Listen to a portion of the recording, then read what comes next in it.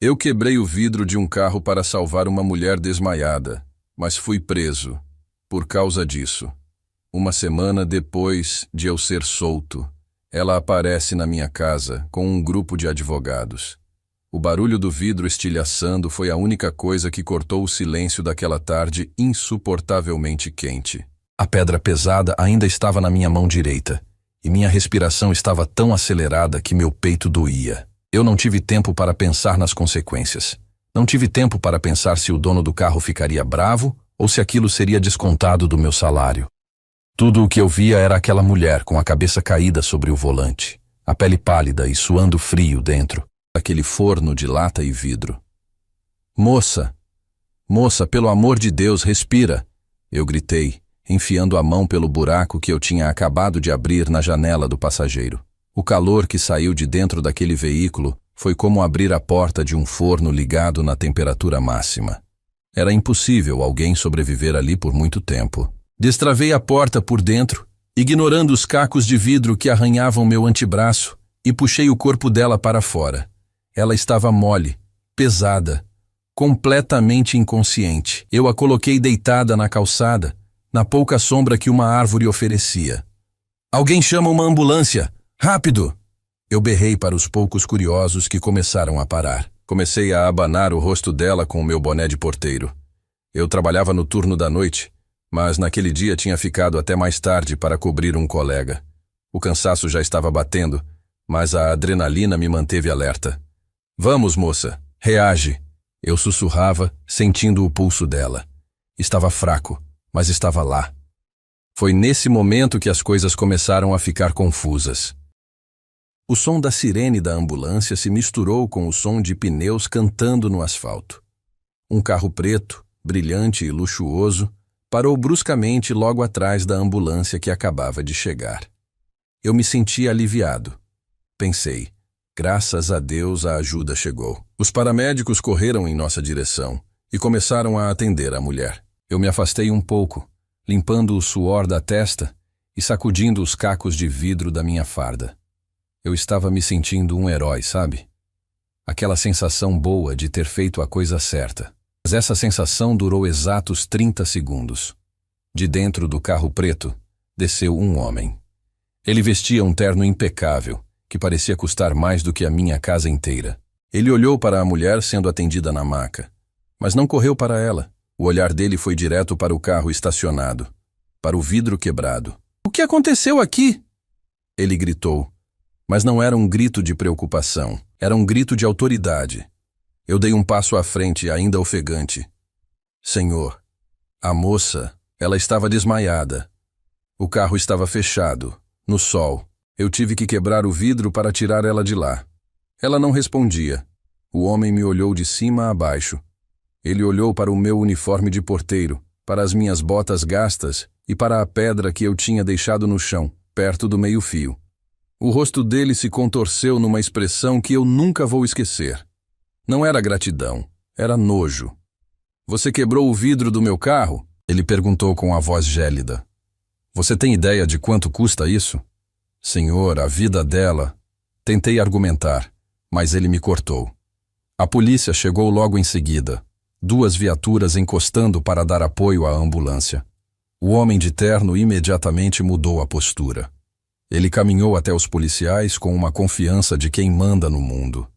"Policial, ainda bem que chegaram", disse ele apontando o dedo na minha cara. "Eu quero prestar queixa agora mesmo. Peguei esse sujeito vandalizando meu veículo. Ele estava tentando roubar o que tinha lá dentro e inventou essa história de salvamento quando me viu chegar. Eu senti meu sangue gelar. O chão parecia ter sumido debaixo dos meus pés." "O quê?" "Não." Eu gritei, dando um passo à frente, mas um dos policiais colocou a mão no coldre, me fazendo parar. "Eu sou porteiro do prédio ali da frente. Eu vi a mulher passando mal. Todo mundo viu." Olhei ao redor, procurando testemunhas. As pessoas que estavam olhando minutos atrás tinham ido embora, ou estavam fingindo que não viam nada, intimidadas pela presença da polícia e daquele homem poderoso. "O senhor é o marido dela?" O policial perguntou ao homem de terno. "Sou. E esse carro é blindado, importado." Esse vândalo deve ter achado que tinha algo de valor no banco e tentou a sorte. Olha para ele. Olha a ferramenta que ele usou. O homem chutou a pedra que eu usei para salvar a vida da esposa dele. Isso é tentativa de furto e dano qualificado ao patrimônio. Eu olhei para a maca. A mulher estava acordando, tossindo, com a máscara de oxigênio no rosto. Moça! Eu chamei desesperado. Fala para eles! Fala que você estava trancada! Ela abriu os olhos, confusa, atordoada pelo calor e pela falta de ar. Ela olhou para o marido, depois para mim e depois para os policiais. Ela parecia não entender onde estava. Tentou balbuciar alguma coisa, mas a voz não saía. O marido se aproximou da maca, segurou a mão dela com uma falsa ternura e disse alto para todos ouvirem.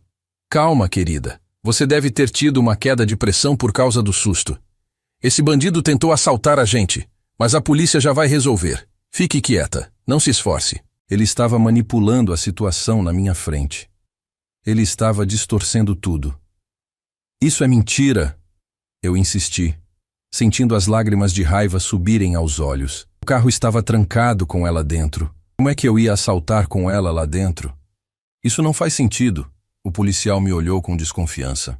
Infelizmente, a palavra de um homem bem vestido, com um carro de luxo e vocabulário difícil, muitas vezes vale mais do que a palavra de um trabalhador sujo de poeira e vidro. O senhor vai ter que nos acompanhar até a delegacia para esclarecer isso, disse o policial pegando no meu braço com força. Mas eu não fiz nada. Eu trabalho aqui há 5 anos. Perguntem ao síndico. Eu implorava enquanto era conduzido para a parte de trás da viatura. A última coisa que vi, antes de a porta da viatura bater na minha cara, foi o sorriso discreto daquele homem. Ele conversava com o outro policial, gesticulando e apontando para o vidro quebrado, como se estivesse negociando um contrato, e não a liberdade de um homem inocente. A mulher, a tal Helena, foi colocada na ambulância, fraca demais para me defender, confusa demais para entender que o homem que salvou a vida dela estava sendo levado como um criminoso. Ali, sentado no banco frio e duro da viatura, vendo o meu local de trabalho se afastar pela janela gradeada, eu senti um aperto no coração que não era medo. Era uma tristeza profunda. Eu tinha feito o bem. Eu tinha salvado uma vida. E o meu pagamento seria a humilhação. Eu só conseguia pensar na Mônica, minha esposa, e nos meus filhos. Como eu explicaria para eles que o pai foi preso por ser uma pessoa boa? A delegacia tinha um cheiro que misturava café velho, produto de limpeza barato e desespero. Quando fui empurrado para sentar naquela cadeira de plástico duro, algemado a uma barra de ferro na parede, senti como se minha vida tivesse sido pausada e, em seguida, rebobinada para um pesadelo. Eu não era mais o Flávio, o porteiro trabalhador, pai de 2 filhos e marido dedicado. Ali dentro, eu era apenas mais um indivíduo, um número num inquérito, um problema a ser resolvido. Fui tratado como um criminoso comum. Ninguém queria ouvir a minha versão. Tentei explicar para o escrivão, um homem cansado que digitava com 2 dedos, que eu tinha salvado uma vida. Ele nem levantou os olhos do teclado. O marido da vítima é um homem muito importante na cidade, rapaz, disse ele num tom baixo, quase como um conselho. Ele disse que você quebrou o vidro para roubar a bolsa da senhora. E a palavra dele tem peso. Se eu fosse você, ficava quieto e guardava a voz para o advogado. Ficaram me segurando ali por horas, que viraram dias. A burocracia era lenta e fria.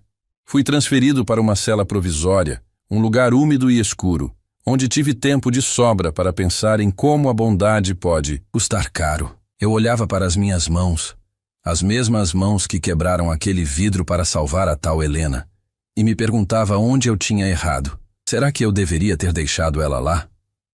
Não. Minha consciência não permitiria. Mas o preço estava sendo alto demais. No segundo dia, minha esposa, Mônica, conseguiu autorização para me ver por alguns minutos. Quando a vi entrar na sala de visitas, meu coração partiu. Ela parecia ter envelhecido 10 anos em 48 horas. Os olhos estavam inchados de chorar, e ela segurava a bolsa contra o peito com força, como se fosse seu único escudo.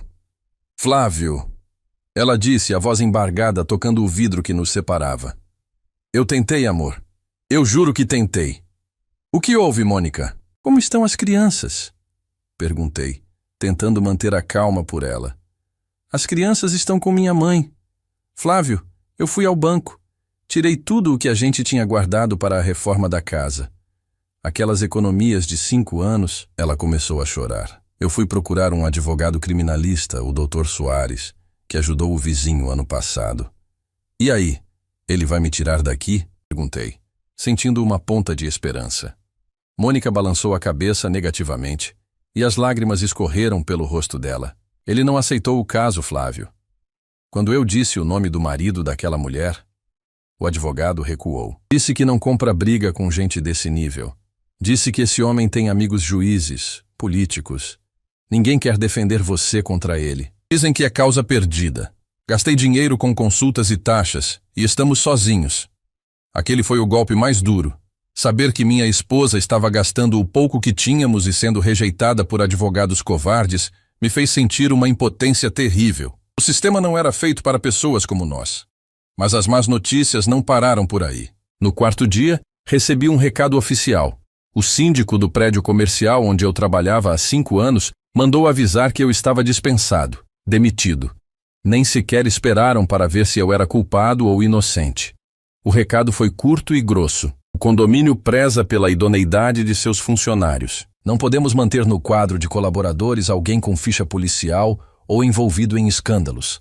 Seus pertences estão na portaria para serem retirados. 5 anos de bom dia, de ajudar a carregar sacolas, de vigiar o patrimônio deles nas noites frias de inverno. Tudo jogado no lixo por causa de uma acusação falsa. Eu perdi meu sustento, minha honra e minha liberdade, tudo de uma vez. Ficha suja, foi o que disseram. A mancha na minha reputação já estava feita, antes mesmo de qualquer juiz bater o martelo. A semana na cadeia se arrastou.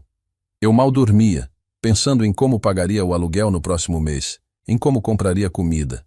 A angústia era um nó na minha garganta que não desatava. Finalmente, no 7º dia, a porta da cela se abriu. Um oficial me chamou. Eu não fui absolvido, nem inocentado. Fui liberado por falta de provas imediatas e porque a tal Helena, a vítima, ainda não tinha prestado o depoimento oficial confirmando a versão do marido. Parece que ela estava internada, se recuperando. Sem a confirmação dela, eles não podiam me segurar mais tempo sem um flagrante de roubo comprovado. Pode ir, disse o carcereiro, me devolvendo meus pertences num saco plástico, meu cinto, meus cadarços e minha carteira vazia. Mas não saia da cidade, você ainda é investigado. Saí da delegacia com a roupa amarrotada e a barba por fazer. O sol lá fora parecia brilhar menos. Eu me sentia sujo, não por fora, mas por dentro, manchado pela injustiça. Mônica não sabia que eu sairia naquele horário, então fui a pé para casa. Eram quilômetros de caminhada, mas eu precisava disso para tentar organizar a mente. Quando entrei na minha rua, no entanto, percebi que a prisão não tinha ficado para trás. Ela tinha me seguido até o meu bairro. Assim que virei a esquina, vi Dona Cida, uma vizinha que sempre me pedia para trocar lâmpadas na casa dela, varrendo a calçada. Quando ela me viu, parou imediatamente. Em vez de acenar ou sorrir, como sempre fazia, ela pegou a vassoura, entrou em casa rapidamente e bateu o portão. Ouvi o barulho da chave girando na fechadura. Caminhei mais um pouco. O dono da padaria, onde eu comprava pão todo dia, estava na porta fumando. Ele desviou o olhar quando passei, fingindo que estava muito interessado em algo no chão. Os boatos. Eles voam mais rápido que a verdade. No bairro, eu já não era o Flávio Porteiro. Eu era o ladrão que atacou a mulher rica. Alguém devia ter visto a notícia distorcida em algum lugar ou ouvido fofoca na delegacia. Cheguei em frente ao meu portão. Mônica estava estendendo roupas no varal, com uma expressão de tristeza profunda. Quando me viu, ela largou o cesto de roupas no chão e correu para me abraçar. Aquele abraço foi o único refúgio que encontrei. Você voltou. Ela chorava no meu ombro. Graças a Deus. Voltei, Mônica, sussurrei, acariciando o cabelo dela. Mas acho que perdemos tudo. O emprego, o dinheiro, o respeito dos vizinhos. Eles estão me olhando como se eu fosse um monstro. Entramos em casa, trancando o mundo lá fora. Naquela noite, jantamos em silêncio.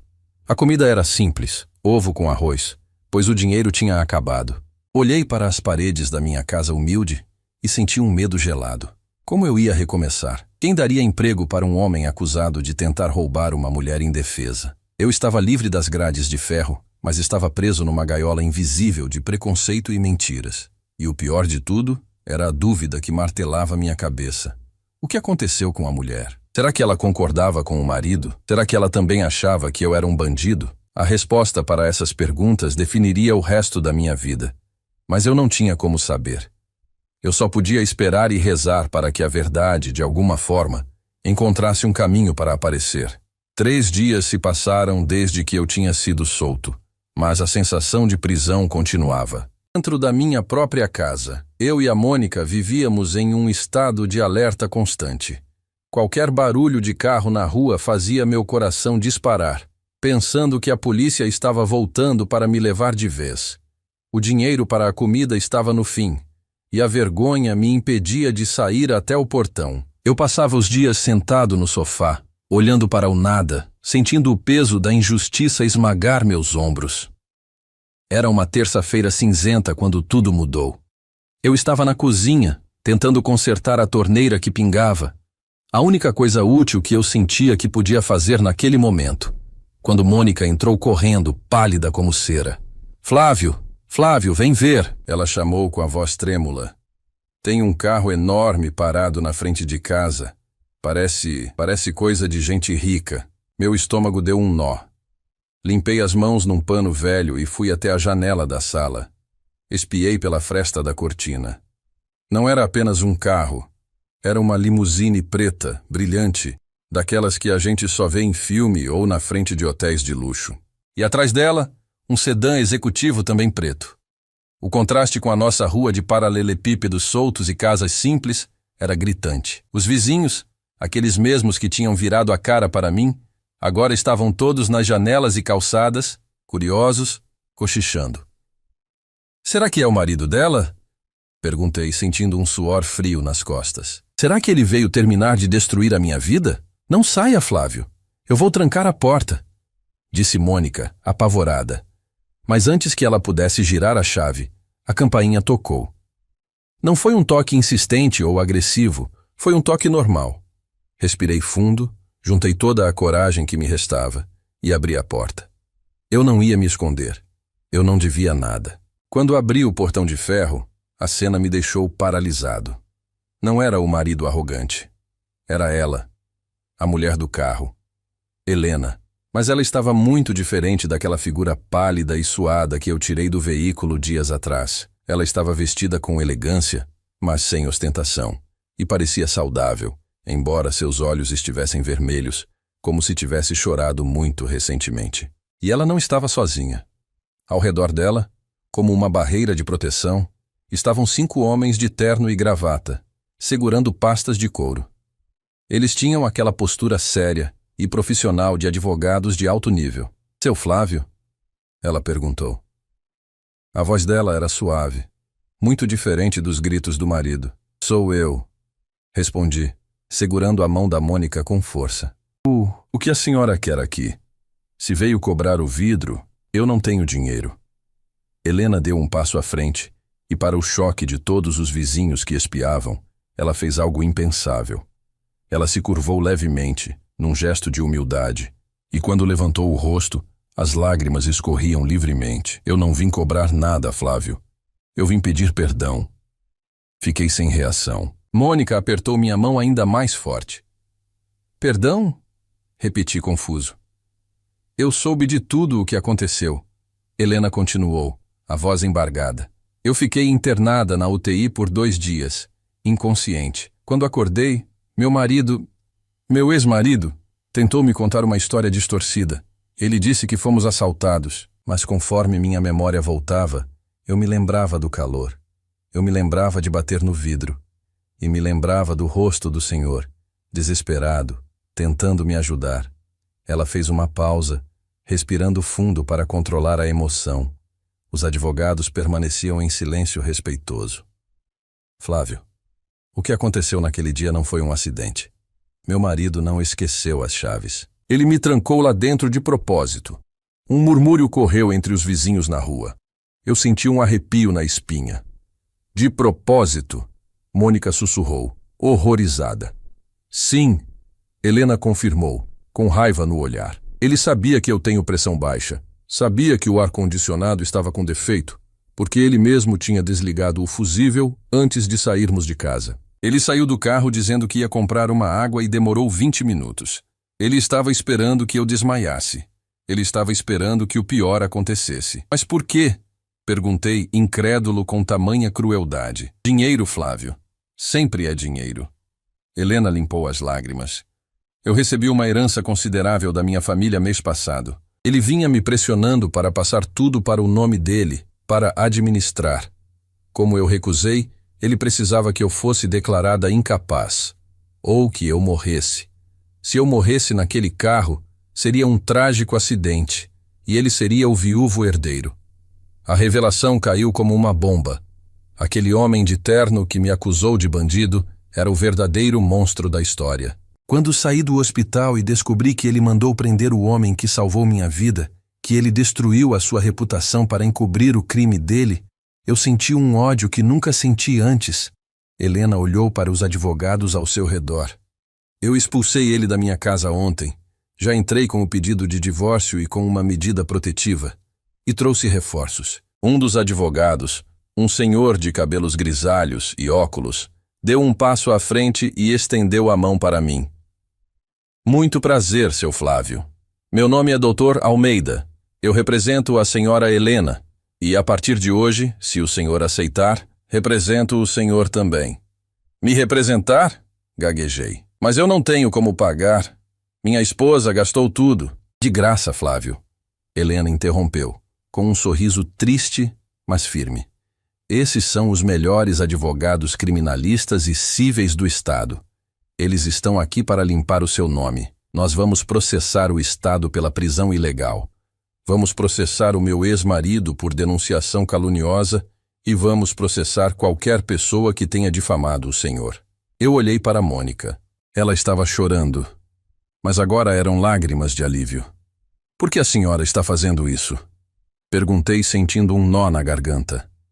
A senhora nem me conhece. Helena se aproximou ainda mais, ignorando a sujeira da minha calçada e o olhar dos curiosos. Ela segurou minhas mãos calejadas com as mãos finas dela. Flávio, naquele dia dezenas de pessoas passaram pelo meu carro. Dezenas! Todas viram uma mulher presa, mas ninguém fez nada. Ninguém quis se envolver. Você não. Você viu o perigo, viu que poderia se machucar e mesmo assim quebrou aquele vidro. Você arriscou sua liberdade por uma desconhecida. Isso é nobreza.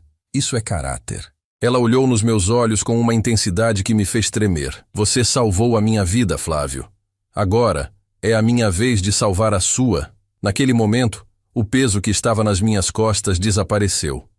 Olhei para a rua e vi a dona Cida, a vizinha que tinha batido a porta na minha cara, observando tudo de boca aberta, com a vassoura parada no meio da varanda. O dono da padaria estava esticado no muro, tentando ouvir. Eles estavam vendo. Eles estavam vendo que o bandido estava sendo tratado como herói por uma mulher rica e seus advogados. Vamos entrar, seu Flávio, disse o Dr. Almeida, abrindo a pasta. Temos muito trabalho a fazer. Vamos fazer com que todos que duvidaram do Senhor paguem por cada segundo de angústia que causaram a essa família. Abri o portão totalmente. Pela primeira vez em dias, eu não senti vergonha da minha casa simples.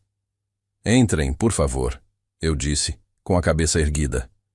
O café é fresco. Enquanto eles entravam na minha sala pequena, eu sabia que a batalha não tinha acabado. Mas agora eu não estava mais sozinho. Eu tinha um exército ao meu lado. E, mais importante do que isso, eu tinha a verdade. As semanas seguintes foram um turbilhão, mas dessa vez, um turbilhão a meu favor. A equipe do Dr. Almeida não brincava em serviço. Eles eram como máquinas de fazer justiça.